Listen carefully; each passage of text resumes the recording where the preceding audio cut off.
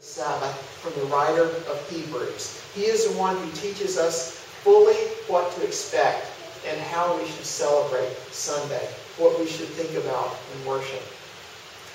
If you look at Hebrews chapter 3, verses 7 up to chapter 4, verse 13, then you see the writer of Hebrews' grand explanation of the day of Sabbath as a day of rest. And as he is talking to a group of people that need to make sure that they have real belief.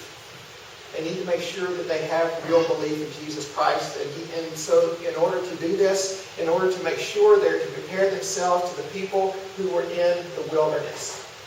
The people in the wilderness did not have real belief. They rebelled against Moses. They rebelled against their God. And because of that, the writer of Hebrews says they did not enter into their rest. Not only did the people fail to enter into Canaan, they failed to enter into the promised land of heaven. Not only did they fail to have physical rest in the land of Canaan, they failed to have spiritual rest in God. That's what the writer of Hebrews wants you to see. And then he says in chapter 4, verse 9, "So then, there remains a Sabbath rest for the people of God. For whoever has entered God's rest has also rested from his works, as God did from his."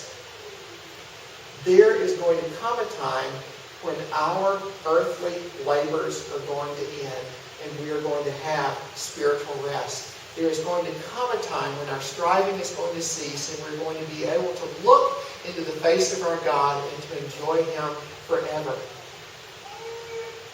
On Sunday, we are to look forward to that time.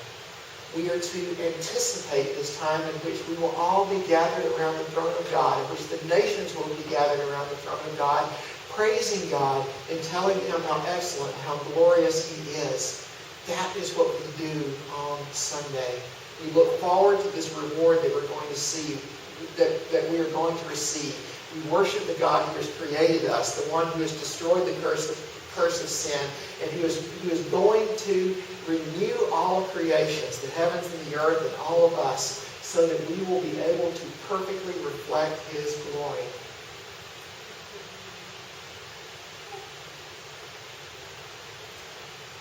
If you think that you're about to get sick,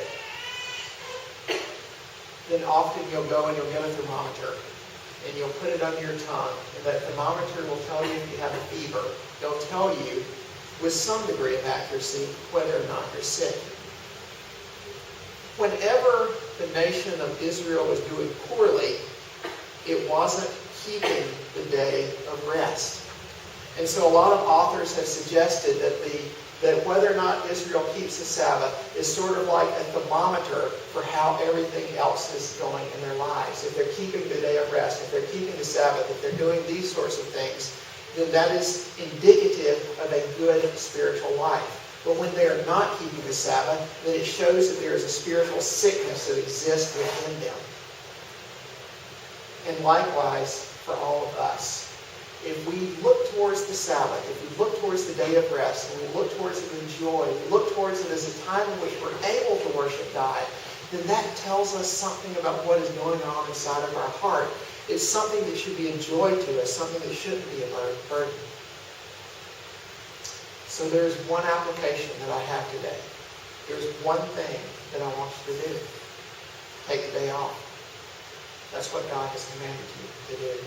Spend some time relaxing. Don't worry about all of this work that is going to obsess you for the rest of your week. And what you'll find is if you take the rest of the day off, then you'll be refreshed and you'll be able to face everything that's going to come to you on Monday. Take some time off in order to enjoy God. Read your Bible, pray to God, worship Him. Honor Him as the King who has set you free from the slavery of sin. And what you'll find is that on Monday, you'll be able to face all of the temptations that are going to come to you.